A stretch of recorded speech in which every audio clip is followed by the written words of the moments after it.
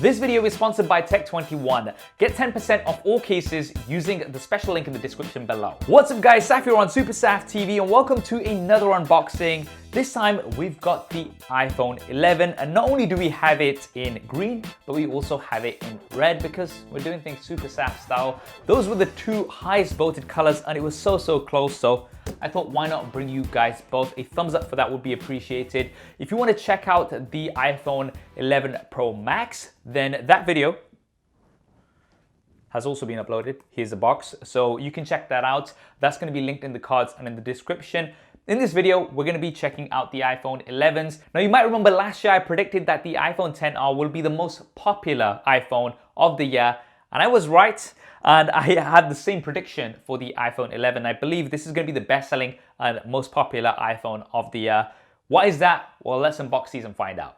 Now, taking a look at the boxes initially, you can see that we've got white boxes with pictures of the iPhones here in color. And on the iPhone 11 Pros, we have black boxes, so a little bit of a difference here. And then we've got the green as well as the product red. So the official name is the product red for the red version. And that's because it is associated with the charity red, and a portion of the profits will be going towards that charity, which is awesome. Right, so let's get them out the plastic. That's the one. And that's the other one. All right, we're gonna do these both at the same time. Let's see if we can do it. Ready for it, guys? It's messed up. Oh, look at that. Look at that. I do like that red. That is definitely a nice color. Let me know in the comments below which one you prefer. Do you prefer the green or do you prefer the red? The green is more of a, does it match my band? Kind of does. It's kind of on the teal side, shall we say. It's not the sort of muted green that we've got on the iPhone 11 Pro, which I also have here. So quite a big difference in terms of the different greens. We'll leave those to the side while we see what else we get inside the box. Immediately you'll notice that we've got this red leaflet inside the product red version. And this gives you a little bit more information about the partnership of Apple with Red. But apart from that, everything else is identical. So we've got some white Apple stickers. I've said this before, but I wish Apple would have like red stickers for the red iPhone and then green stickers for the green iPhone. It just make that a little bit more personal experience, I'd say. We have some more paperwork and there is a SIM card ejector tool. We've got some lightning ear pods. And then we've got something which I'm gonna have a mini rant about. We've got a USB Type A to lightning cable, and we've got the standard 5-watt power brick. Now, this is something that we've had on iPhones for such a long time. And the iPhone 11 as well as the iPhone XR, all of them support fast charging, but the charger that you get out of the box does not support fast charging. Now I get it, this is a cheaper iPhone. You only get the fast charger included on the Pro models, but it just would have been nice to have had that faster charger included. But wireless charging is supported on the iPhone 11, which is great. And personally speaking, I do use wireless charging more than wired charging. So it would have been nice, however, to have had fast charging included in the box. Right, now let's get to these shiny new iPhones. We have a screen protector at the front. And there is actually nothing at the back. Usually we have something that goes around the full iPhone. I'm just failing with this today. But anyway, and here they are. Both of them do look really good.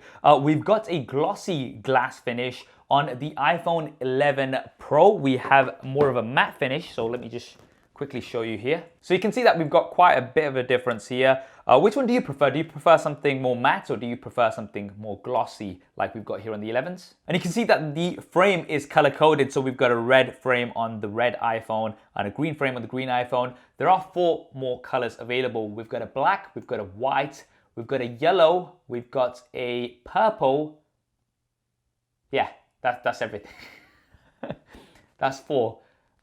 I'm just not calculating well today. Anyway, if you want to see a preview of all of those colors, then I have looked at all of them in my hands-on video, which I'll link in the cards and in the description below. Now, what's interesting is that the frame has been made with 100% recycled aluminium, which is absolutely great that the environment is being considered here when building these new phones. And Apple have said that the glass that they've used on all of the iPhone 11s is the toughest glass on any smartphone. I'm not going to be doing drop tests of these. I'll take their word for it. Now let's quickly bring in the iPhone XR, which the iPhone 11 is a successor to. Just for a bit of a comparison, you'll notice straight away that the Apple logo is now more in the center on the iPhone 11s. We also don't have the iPhone logo anymore like we had. We've still got some of these labels. Unfortunately, in Europe, we still have to have these. I know in the US, you won't have any of them, and it'll make things look a lot cleaner. We do have the product red logo here on the red version. This is something that's unique to the product red version. The green or the other colors don't have this. And then of course it is the camera module. So the iPhone XR has a single camera, but the iPhone 11 has a dual camera, which we'll be looking at. There's also this sort of square module here, which doesn't seem to be needed. Like, it doesn't seem to be functional, this square, but it seems to be to kind of match the design more of the iPhone 11 Pro, which has the 3 cameras. Now, what's interesting is that this square panel here does have a matte finish like we've got on the iPhone 11 Pro, whereas everything else is glossy. However, this has all been made with one piece of glass, which is definitely quite cool. And what's also interesting this year is that we've got IP68 Water Dust Resistance, so you can submerge these into water more than what you would have been able to do on the iPhone XR, which was IP67, so you've got up to 2 meters at this time. And now, before we have a look at the front, let's talk about these cameras, because these are very, very important.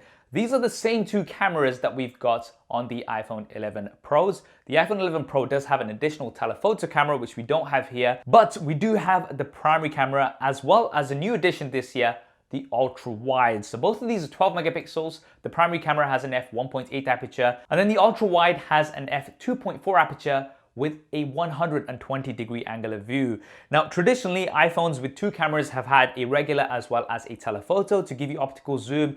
This time, Apple have gone with the ultra-wide, and I'm so glad they've done this. I love telephoto cameras, but if I was given the choice, I would always pick ultra-wide. Ultra-wide cameras just let you get so much more into your shots and let you get some really, really interesting results, which you otherwise just cannot get. And I'm really excited to test these cameras out. You still do get a portrait mode, so you will still get that blurry background effect, and it's supposed to be better because you've got 2 cameras this year. Now, for portraits, I do prefer a telephoto camera because I just think that gives you more of a pleasing image around the 50mm mark, which photographers usually will shoot portraits at. But I'm happy to compromise that. In order to get that ultra wide, we still also have a night mode, so this is where it's going to take multiple exposures to give you better low light images. And we've also got all of the video features that we've got on the Pro iPhone, so we've got 4K up to 60 frames a second on both of these, extended dynamic range up to 60 frames a second as well on both cameras. Now at the front, you'll see that things look very familiar. We do have the same display as we had on the iPhone XR, so it is an LCD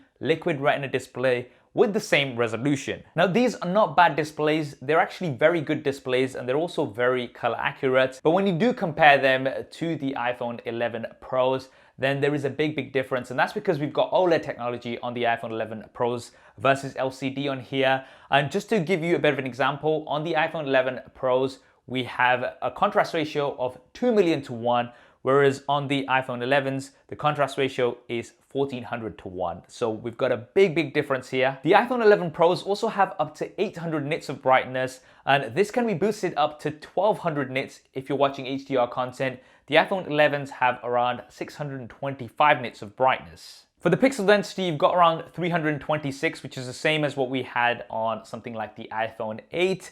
And we still, of course, have that border bezel, which is slightly thicker than what we've got on the Pro models, as well as that notch. Now, having said all of that, once again, I want to emphasize that these are not bad displays. I think for most people, they're going to be absolutely fine. And I think people who are going to be coming to this will be coming from maybe an iPhone 7, maybe an iPhone 8.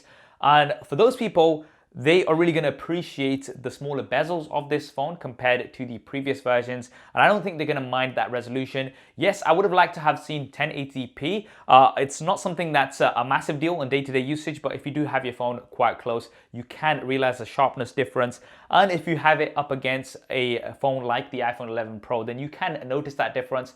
But generally speaking, these displays are going to be absolutely fine for most people, in my opinion. Now, if we carry on looking at the front, we do have the same 12 megapixel front-facing camera that we've got on the iPhone 11 Pros. This has an f2.2 aperture. It can also record up to 4K at 60 frames a second, which is insane.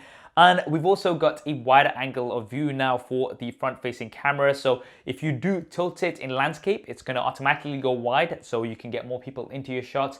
But if you want to go and just take a picture for yourself, you don't want to get too much of the background in, then you can also have the choice of doing that. You can switch between these two manually as well. And within the notch here as well, we do have the sensors for Face ID. Face ID has been improved compared to last year. So we've got a 30% improvement in terms of speed, and it's also going to work with more angles. I have briefly tested this, and if I just have it tilted up slightly, it still does recognize my face, which is quite cool. Also within the notch is one of the two stereo speakers. So we've got one here, and then we've got one at the bottom. We do have spatial audio this time and support for Dolby Atmos. So when you're watching content on here, the sound is going to be a lot more immersive compared to what it was last time, and the speakers do get pretty loud too. Now also at the bottom, we have a lightning port. On the right hand side, we have a power button as well as the SIM card tray. Dual SIMs are supported, but you can have one physical SIM card as well as a secondary eSIM card. On the left hand side, we've got the volume buttons with the mute switch, and we've got nothing at the top. Now internally, these are powered by the Apple A13 Bionic chip. So this is the same processor that we've got on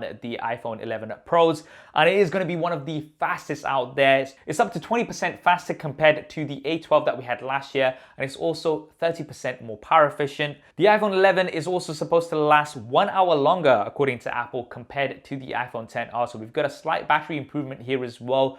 But the iPhone 11 is no longer going to be the battery champ when it comes to iPhones, and that's because the iPhone 11 Pro Max now has that crown. But if my usage on the iPhone XR is anything to go by, then these are going to give you some great battery life, and having that low resolution screen also helps towards not using up as much battery. Right now, towards the start, I did say that I believe these are going to be the best selling and most popular iPhones this year. Like I said about the iPhone XRs last year, and that's because of the price point. These are actually coming in cheaper compared to the iPhone XR. So they're starting at $700 or around £730. That is for the 64GB model, and then you will be paying more for a 128 or 256GB model. My advice would be is just go for the 128, because you're only going to be paying around $50 or £50 more for that. And for that lower price, yes, you are missing out on some of the features that you've got in the Pro models, namely that third telephoto camera, slightly more premium build with the stainless steel frame, and most importantly, the OLED displays. You do have much better displays on the Pro models. You also get a fast charger included out of the box. So I would say that overall, those four things will be the main reasons why you might want to go for one of the other iPhones.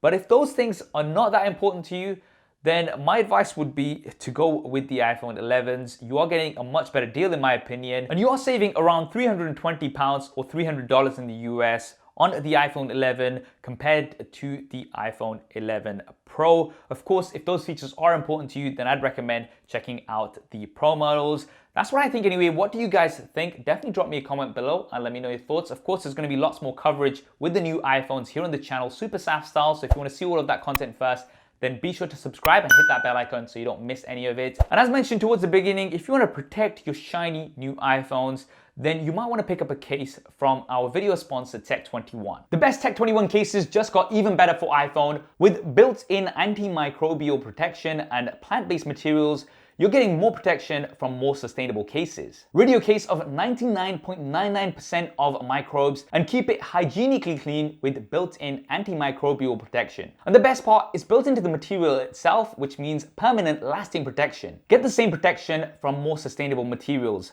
By breaking down plant-based feedstock into starches, Tech21 have turned them into high-performing impact materials for their new iPhone cases. SuperSaf viewers can get 10% off all cases, not just iPhone cases, any cases, by using the code SAF10 or via the special link in the description below. I hope you enjoyed this video, guys, and found it useful. If you did, then do hit that thumbs up button for me. Thanks for watching. This is Saf on SuperSaf TV, and I'll see you next time.